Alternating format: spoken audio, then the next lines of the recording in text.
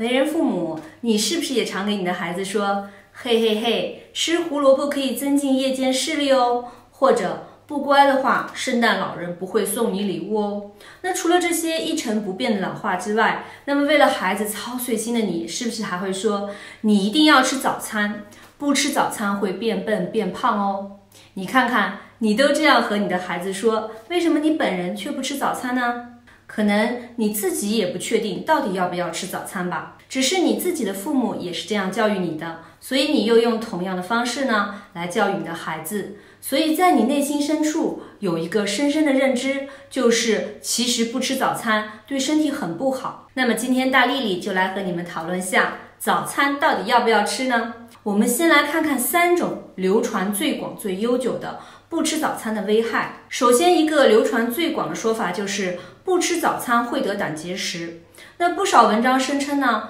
早上吃早餐有助于促进胆汁排出。胆汁在胆囊里积累了一夜，如果早上呢不刺激它排出来，时间长了就会形成结晶，从而增加结石的风险。得了胆结石会怎么样呢？你就会剧烈的腹痛，还有可能会发烧，总之就是非常的痛苦。是不是很惊悚，很害怕？不过这是不是真的呢？其实导致人患上胆囊结石的原因呢有很多，除了生理上的先天因素、细菌感染、寄生虫感染等因素外呢，不健康的饮食和错误的饮食习惯才是最重要的诱因。不过呢，其中不健康的饮食指的是高能量、高碳水化合物、低膳食纤维的饮食习惯，其实和你吃不吃早餐没有直接的联系，好吗？所以不健康的饮食模式和膳食习惯呢，才有可能增加胆囊结石的风险，但并不等于说不吃早餐就一定会导致胆结石，所以这个逻辑是不成立的，所以宝宝们不用太担心。那第2种说法呢是不吃早餐会变笨，听起来很吓人，是不是？就好像长期不吃早餐就会影响智力发育，导致变傻变呆。真相是不吃早餐影响的并不是智力，而是脑子的反应速度。那早餐距离昨天的晚餐呢，常常间隔了10个多小时。那么有间歇性断食的宝宝们可能会更久哦。你身体里储存的糖原可能已经被消耗殆尽了。那这个时候呢，如果不及时补充，血糖过低呢，就会导致饥饿感。随之而来，我们大脑的兴奋性就会降低，反应有时会变得有点迟钝。那这样呢，就会暂时的影响你的工作和学习效率了，让宝宝们觉得自己变笨了。那最后还有一个非常搞笑的说法，就是你不吃早餐，身体就会吃屎。其实这个说法的完整版本呢是长这样子的：早上9点之前如果不吃早饭，小肠会活跃起来，自动回收肠道内的废弃物，也就是便便。如果你在9点前不吃早饭，你的身体就会吃掉很多屎。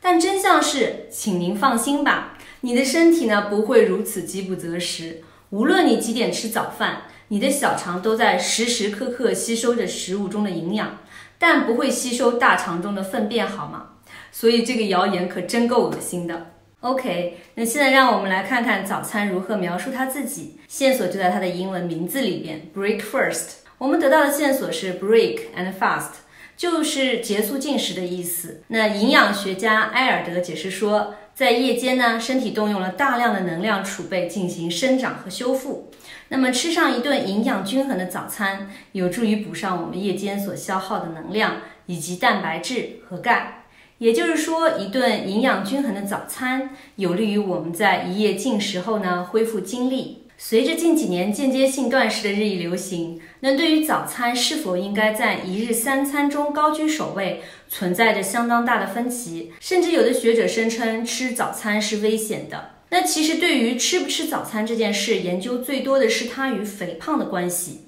那肥胖人群最多的美国有一项研究，对5万人长达7年的健康数据进行了分析，结果研究人员发现呢，那些早餐吃得很丰盛的人呢，他们的肥胖指数 BMI 值比那些在中午或者晚上大吃一顿的人更低一些。也就是说，早餐吃得丰富的人呢，相对苗条。那研究人员认为，如果我们早餐吃的东西含有丰富的纤维、蛋白质，并且营养丰富，那么这样的一份早餐可以有效增加餐后我们身体的胰岛素敏感性，这样子的早餐让我们一天的饱腹感更强，那白天不至于饿得饥不择食，半夜也不至于偷爬起来吃夜宵。那这样呢，就间接的减少了我们每日卡路里的摄入量，从而呢也就改善了我们的饮食质量。那么还有一项研究是让52名肥胖女性参与了一个为期12周的减肥计划，所有人每天吃相同数量的卡路里，但是呢，一半人吃早餐，而另一半人不吃。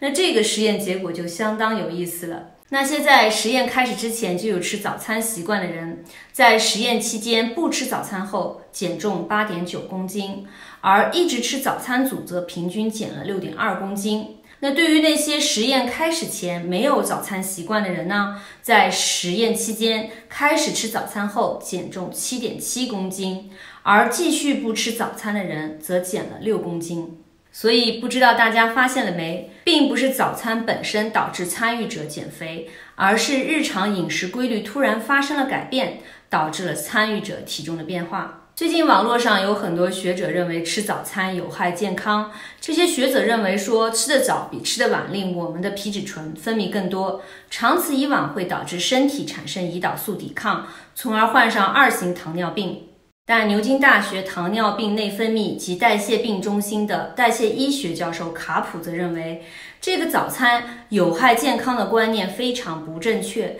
因为皮质醇水平呢在早上升高只是我们身体自然节奏的一部分，而且不仅如此，早餐也是促进新陈代谢的关键。为了让身体其他的组织对食物摄入做出良好的反应，你需要一个对胰岛素做出反应的碳水化合物初始的触发装置，而早餐就是触发的关键之所在。那不仅卡普教授这么认为，那么亚拉巴马大学伯明翰分校的营养科学助理教授 Peterson 在2018年发表的一项随机对照试验，涉及了18名糖尿病患者和18名健康的人，结果发现不吃早餐会扰乱两组人的生理节奏，导致进食后的血糖水平出现更大分值。吃早餐对于维持我们的生物钟正常运转至关重要。不吃早餐的人可以分成2种，一种是不吃早餐但晚餐时间正常的人，那另外一种呢是不吃早餐晚餐也吃得晚的人。那么 Peterson 助教说，对于那些晚餐也吃得晚的人来说呢，他们患上肥胖症、糖尿病和心血管疾病的风险就大大增加。那澳大利亚的联邦科学与工业研究组织的研究发现呢，蛋白质含量丰富的早餐对于降低当天随后时间的食欲以及减少食物摄取量特别有效，因为丰富的蛋白质可以给我们提供较长时间的饱足感，而且我们身体需要更长的时间呢来消化分解这些蛋白质食物，与此同时产生较高的食物热效应，从而也就拉高了我们的新陈代谢水平。所以如果要吃早餐，记得就要有充足的蛋白质的摄取。那纽约时报的畅销作家 David 在我们到底该不该吃早餐里呢也给出了结论，正确的答案是请放心的吃吧。那2015年康奈尔大学食物与品牌实验室的研究人员对147人进行调查，那这些人呢常年维持健康体重，不靠节食也不花太多力气。研究人员研究了他们的早餐习惯，那其中只有 4% 的受试者说自己不吃早餐，那么占 96% 的吃早餐的人呢，他们有这样的一些饮食习惯。 51% 的人呢吃水果和蔬菜， 41% 的人吃乳制品， 33% 的人吃冷的麦片， 32% 的人吃面包， 31% 吃蛋， 29% 吃热的麦片， 26% 喝咖啡。换句话说，有 96% 的瘦子吃早餐，而且大部分都吃的是高纤维早餐搭配蛋白质，一点也不令人意外，对吧？所以呢，大丽丽在这里呢给你们4项早餐建议。第一呢是尽可能的多吃纤维丰富的食物，说白了就是多吃粗粮和谷物。第二呢，千万别忘了蛋白质，富含蛋白质的早餐有助于抑制我们对食物的渴望，减少一整天下来摄取的总热量。蛋白质还可以让我们的代谢系统更加活跃，提升我们的代谢率，对于减肥来说绝对是加分项哦。第3点就是先运动再进食。那有研究发现，早餐前运动会比午餐后运动可以燃烧更多的热量。第4一点呢，就是吃真正的蛋。那速食店早餐三明治里经常出现的那种像泡棉般的黄色的这个块状物不是真正的氮，而是一种叫做氮液的东西所制造出来的。那它的成分呢，看起来其实跟这个头发的定型液差不多，而且经常含有丙二醇。那这种溶液呢，也就是防冻剂的原料，所以真正的氮才是我们健康的选择哦。那 OK， 今天啰啰嗦嗦的说了一大堆，真心希望呢能够帮助到大家。最后期待你们的订阅、点赞和分享哦。那有更多有价值的分享还在后面呢，那让我们期待下次再见喽。